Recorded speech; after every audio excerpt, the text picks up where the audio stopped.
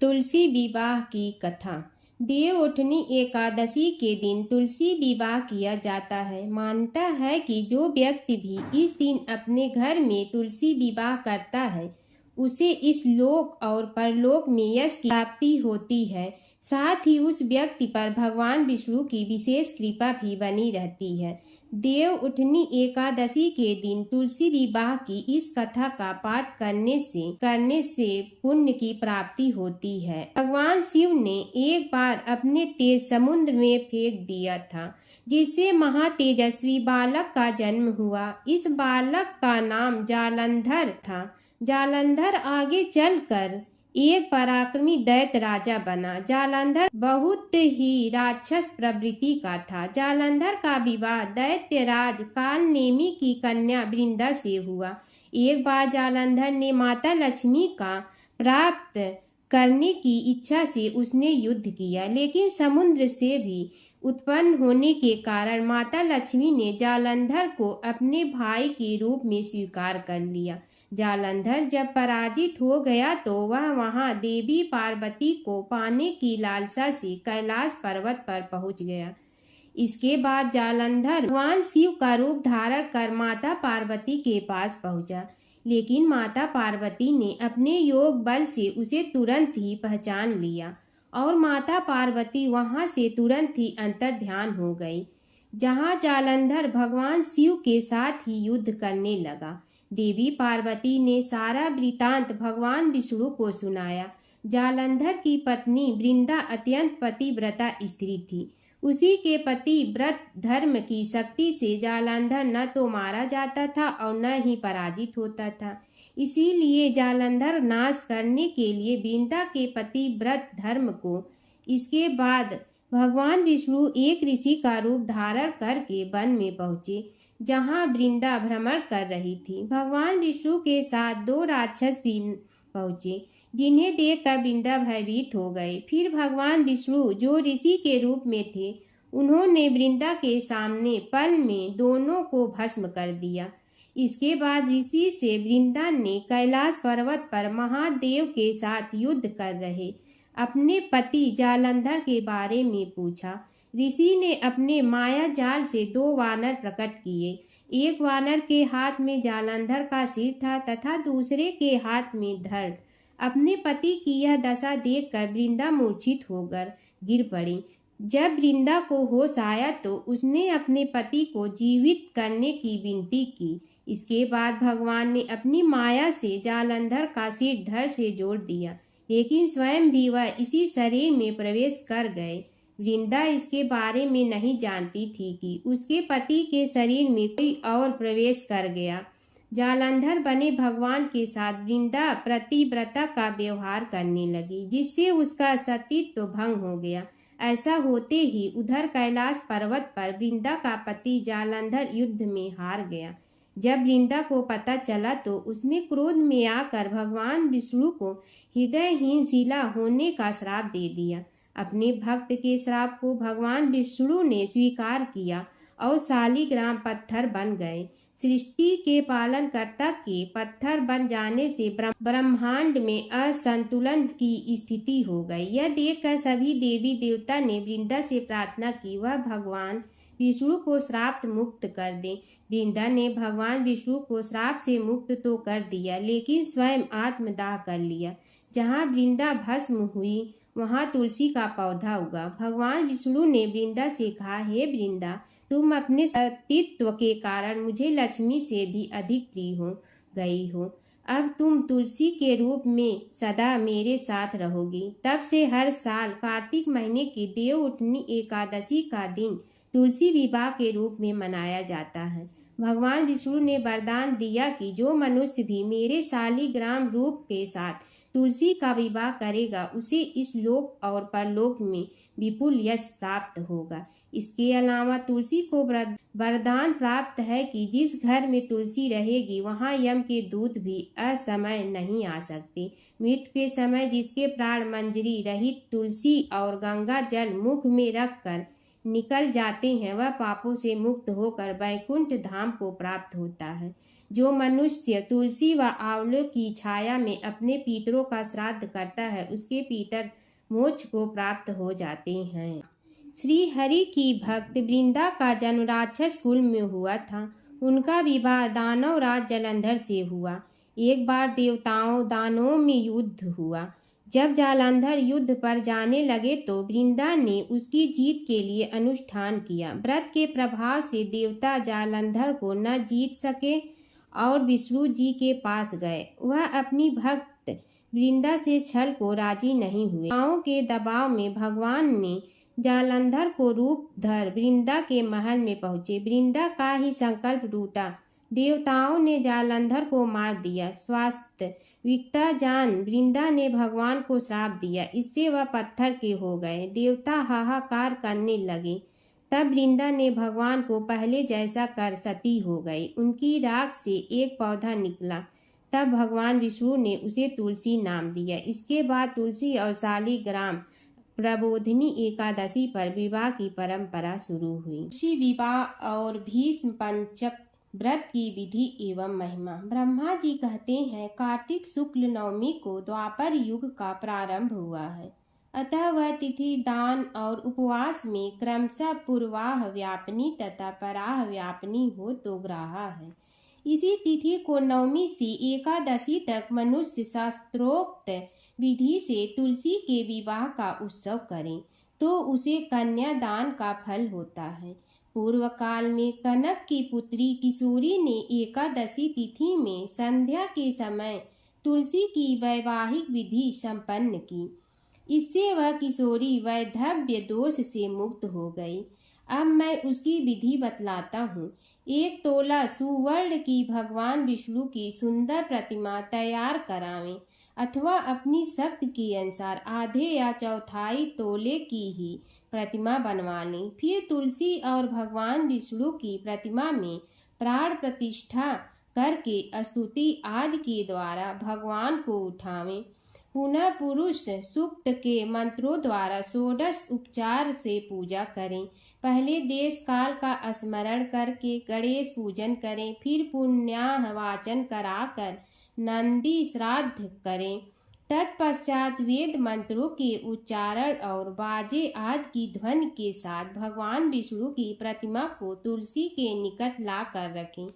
प्रतिमा को वस्त्रों से आच्छादित किए रहें। उस समय भगवान का इस प्रकार आह्वान करें। भगवान केशव आइए देव, मैं आपकी पूजा करूंगा।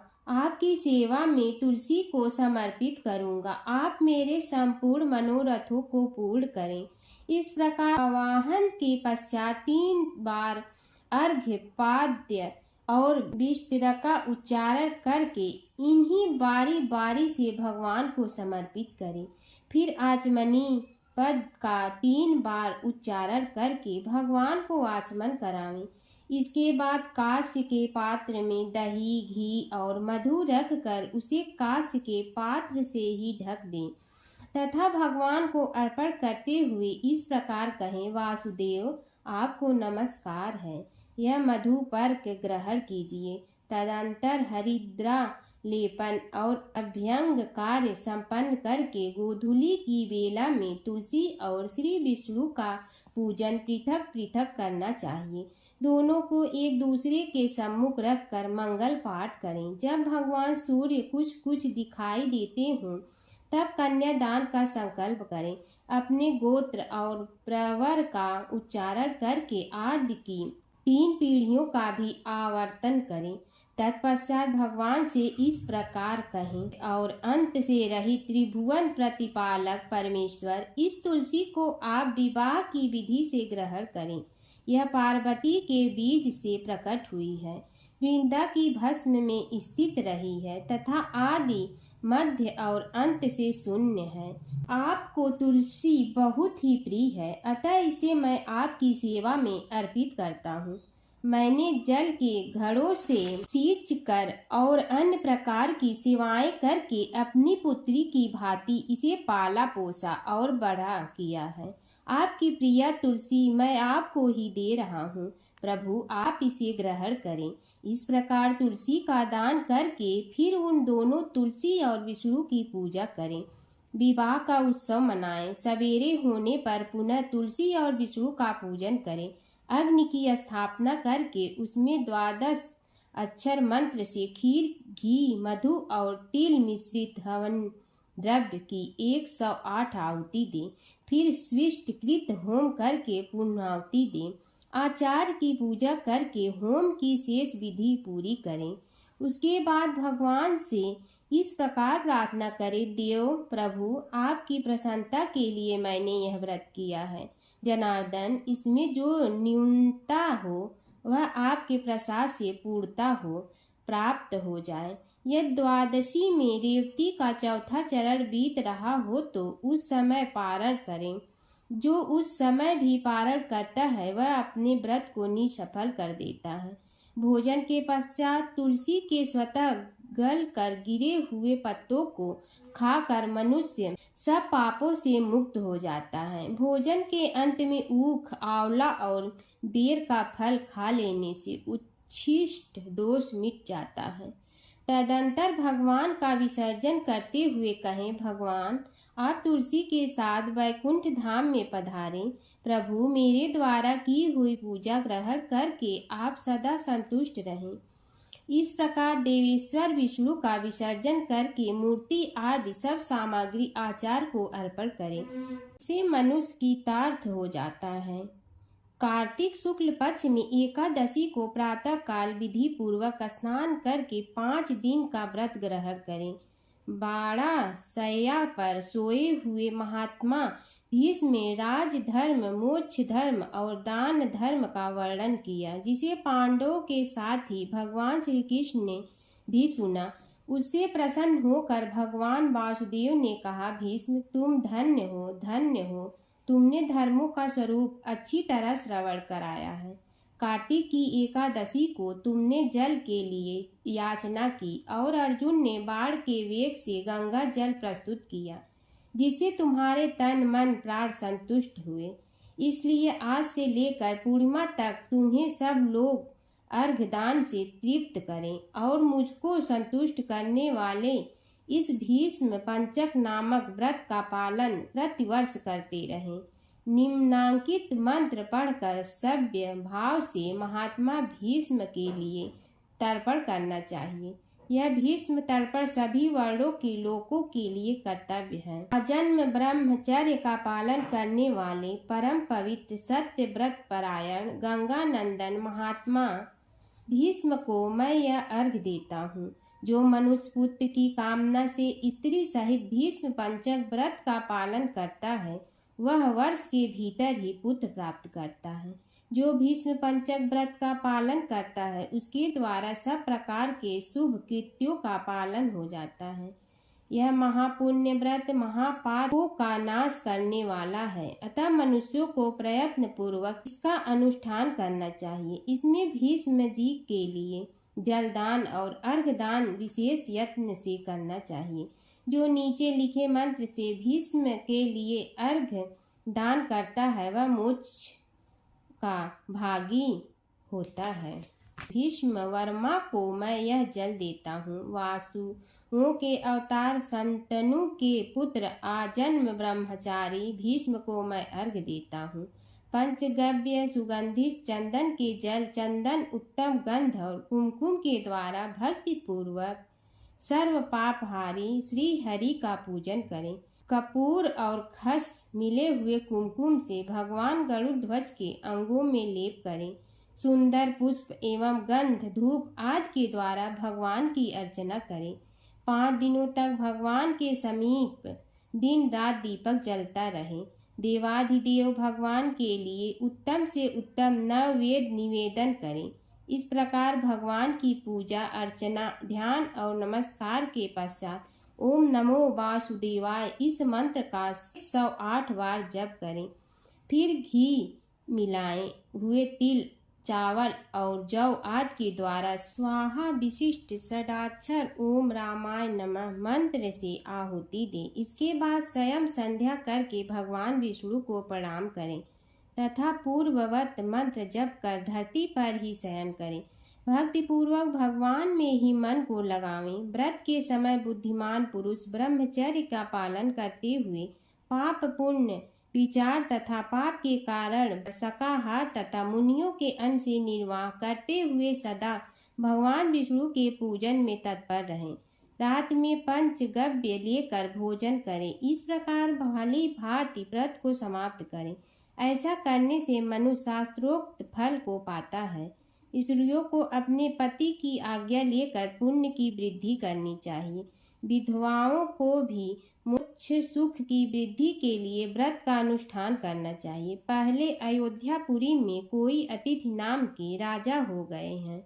उन्होंने वशिष्ठ जी के वचन से इस परम दुर्लभ व्रत का अनुष्ठान किया था, जिससे इस लोक में संपूर्ण भोगों का उपभोग करके अंत में वे भगवान विष्णु के परम धाम गए। इस प्रकार नियम उपवास और पंचगव्य से तथा दूध फल फूल एवं हविष्य के आहार से निर्वाह करते हुए भीष्म पंचक व्रत का पालन करें। पूर्णमासी आने पर पहले के समान पूजन करके ब्राह्मणों को भोजन करावें और बछड़े सहित गौ का दान करें। एकादशी से लेकर पूर्णिमा तक 5 दिनों का भीष्म पंचक व्रत समस्त भूमंडल में प्रसिद्ध है। अन्न भोजन करने वाले पुरुष के लिए यह व्रत नहीं कहा गया है। इसमें अन्न का निषेध है। इस व्रत का पालन करने पर भगवान विष्णु शुभ फल प्रदान करते हैं।